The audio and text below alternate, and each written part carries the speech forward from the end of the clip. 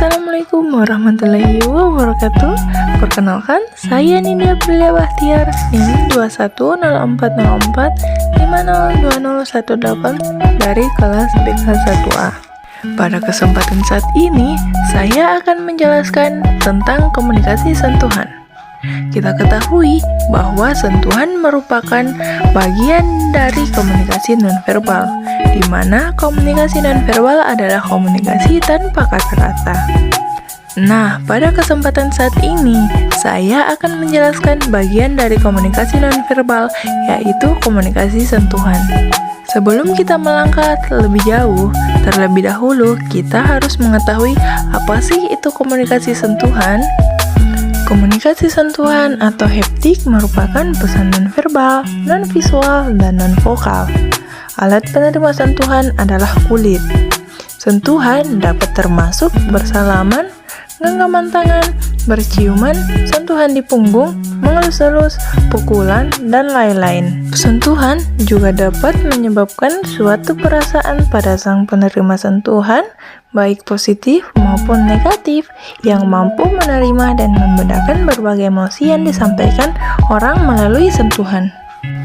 Dan adapun bentuk-bentuk komunikasi sentuhan, yang pertama adalah kinestetik. Kinestetik adalah isyarat yang ditunjukkan dengan bergandengan tangan satu sama lain sebagai simbol keakraban atau kemesraan. Yang kedua adalah sosiofugal.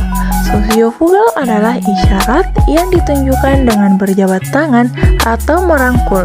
Contohnya adanya sentuhan berupa berjabat tangan dan sentuhan pipi atau cipika-cipiki. Dan yang terakhir adalah termal. Termal adalah isyarat yang ditunjukkan dengan sentuhan badan yang terlalu emosional sebagai tanda persahabatan yang begitu intim. Dan contoh-contoh dalam kehidupan sehari-hari tentang komunikasi sentuhan yang positif dan negatif. Ada dua contoh komunikasi sentuhan yang positif. Yang pertama adalah berjabat tangan.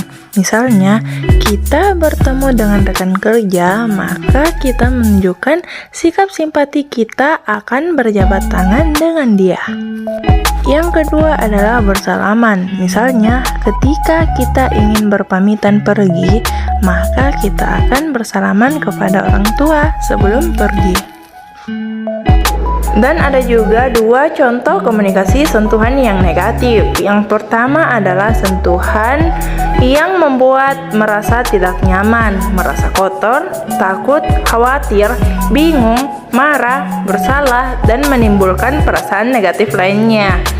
Dan yang kedua adalah ketika seseorang menyentuh bagian tubuh kita, sementara kita tidak ingin disentuh pada bagian tersebut, termasuk ketika orang lain memaksa kita menyentuh bagian tubuhnya. Itulah tadi pemaparan materi tentang komunikasi sentuhan. Sekian dari saya. Wassalamualaikum warahmatullahi wabarakatuh.